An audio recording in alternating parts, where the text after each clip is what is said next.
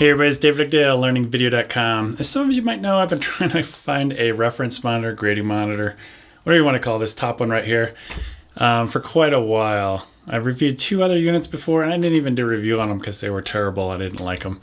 This one's pretty good, and this is by no means going to be a comprehensive review because it's one of those subjects, the more you know about monitors like this, the more you realize you don't know anything. I'm definitely in that boat. This one is the Eizo, or Eizo. See, I don't even know how to pronounce it. Model number is CG247X. Now, I go to Lift Gamma Gain as a forum that I go to a lot. And there's a lot of smart people there. Way smarter than me in terms of when it comes to monitors and colors and stuff like that. So there was a lot of discussion about this monitor when it came out. I don't know, it's been out for maybe a couple months now. And they were really interested in how good the deep blacks were. Now, if you know anything about monitors, they can range in price all over the place. And kind of my dream monitor, but that I can't afford, it'd be like the Flanders OLED I've saw at NAB. It's like $5,000. It's like, no, that's way too expensive. This one's $2,000, which is really expensive as well. Maybe more than what I'm looking for. I was kind of hoping to be in the $1,000 to $1,500 range for this type of monitor. But there's a few things that I'm looking for that kind of keep pushing it up to this price level. The things I'm looking for are a 1080 display. I've tried 4K monitors before up here. It just doesn't work well because a lot of times, the vast majority of the time, I am publishing the 1080 timeline. So being able to see things like moire and aliasing on the correct resolution of my timeline is pretty important, having that native resolution. So 1080 is important. 10-bit is also important.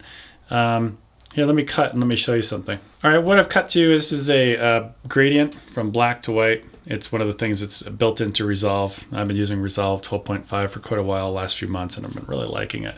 10-bit monitor. This one says it's a 10-bit monitor, but I would call it a quasi 10-bit. It's not really 10-bit, it's more like an 8-bit. And I don't know how well you guys can see this, but I'm looking at, you'll actually see, like, especially in the blacks right around here, you're going to see some lines up and down as the 8-bit kind of falls apart, I guess you could say. Whereas this one has a very nice smooth gradient all the way across. Again, I don't know how well you can see that. So what I'm going to do is actually put up an image that I took with my camera at like f11. So you could see what that looks like. And as you can see from this image, there's quite a bit of difference between the 10-bit and 8-bit. Now, if you're publishing to YouTube like I do a lot, you really don't even need a 10-bit display from what I understand, because it's YouTube. But a lot of times I am comparing cameras, and so having the capability of seeing the difference between 8-bit and 10-bit camera is kind of important for me. So that was one of the items I'm looking for. All right, obviously it's got to have real accurate color. It's got to have good deep blacks, and that's one of the things the guys at Lift Gamma Gain were most excited about this monitor. It was called a true black monitor, or I guess that's the terminology Eizo uses, true black. Now again, this is an LCD. It's not an OLED. You're not going to get super rich deep blacks, and I've seen them side by side, like Flanders monitors, OLED versus their LCD, and there's a massive difference in the blacks and the contrast when you have an OLED. I just can't afford an OLED, at least the ones that are color accurate and 10-bit and all that good stuff.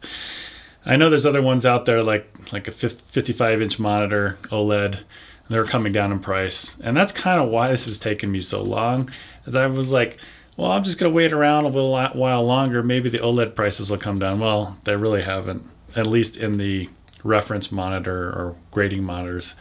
The other thing I'm looking for is good contrast specs and an easy way to calibrate it. And all this while costing less than probably $1,500. Now, I just published this video. This is the A7S2 versus A7R2 in terms of which one I use more. It was done on green screen. So if I disable all nodes on the Resolve 12, you'll actually see the green behind me. And keying it in Resolve is, wow, fantastic with the 3D keyer and this. I'll have to show you something on this because it was just amazing how well it worked. But when you're dealing with a black background, it's really important to have a good reference monitor like this, because I've been fooled before, especially in the Premiere Pro days when I used to use Premiere Pro, and not getting that. I know you should use your scopes and all, but just visually being able to see that on the screen is very important. Now I had it from my friend Andy. I don't think he likes me using his last name, so I won't use his name. But he's a professional retoucher here in the Boulder area. And he came over yesterday for a couple hours, and we went through a whole album of kind of my favorite pictures that have a lot of different color contrast, different colors, different even black and whites, and a lot of some of my favorite photos. I can't really show them here because I'm sure those people that took those pictures wouldn't like me to. But basically, the first thing I'll say is this LG was pretty good. You know, this is like an $800 monitor now. It's a curved LG display. I love the amount of real estate it has. It's a great, I guess you call it GUI monitor. But the ISO was a bit more neutral, especially with the black and white photos we were looking at. It was a lot more correct, I guess you could say. Again, I want to emphasize, I am not a professional colorist. And like I said before, the more you know about the calibration and all this other stuff, the more you realize, like myself, I don't know much. So take all this stuff, what I'm saying, with a grain of salt. But my friend Andy, who is a professional retoucher, came over. He's not a professional colorist, but we were looking at these monitors for quite a while. This one's definitely better in terms of color accuracy, I would say. And again, it's a 10-bit, and there's occasions that, you know, especially with some of the videos I was showing them, like we were comparing the FS7 10-bit versus the A7R2 8-bit. And you could see some differences in those two formats. And I'm gonna kind of cut my review short at this point because we ran into a problem yesterday with this monitor, and it's the off-axis viewing angle. LG, totally fine. ISO, you got about 30-40 degrees off-axis. You can see the color starting to shift. It gets a little bit dimmer in the corners. So if you have a client sitting next to you, like just right next to you, they're going to be looking at maybe 30 to 40 degrees off axis, and they're not going to be seeing what you see. Now, for me, it's not that big of a deal. I do on occasion, maybe a couple, 3 times a year, somebody will actually be in my office and we'll be going through a grade and they might want to make changes.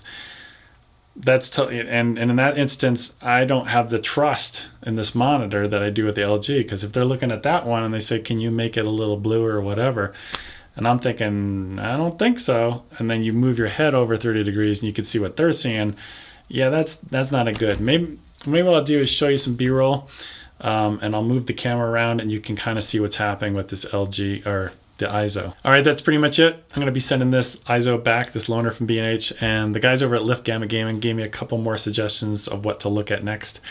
So I should be getting that. If you guys have any suggestions, let me know. Again, I'm looking for, it's probably going to be LCD. I don't think I can afford an OLED. It's got to be like $1,500 and less. 10-bit, good blacks, good contrast, accurate color.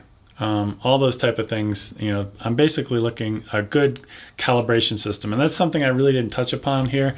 This thing does have a built-in calibration system that flips up, and you can calibrate it in a closed loop system, I guess you could say. Again, I'm no expert here on, especially on calibration. Oh my gosh, it can get very complicated quickly.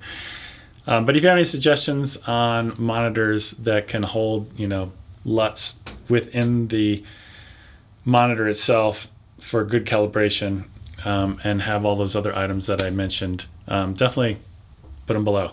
I'd appreciate it. And I'll definitely keep you up to date on whatever I decide to buy. All right, that's pretty much it. I'll talk to you guys later. Bye.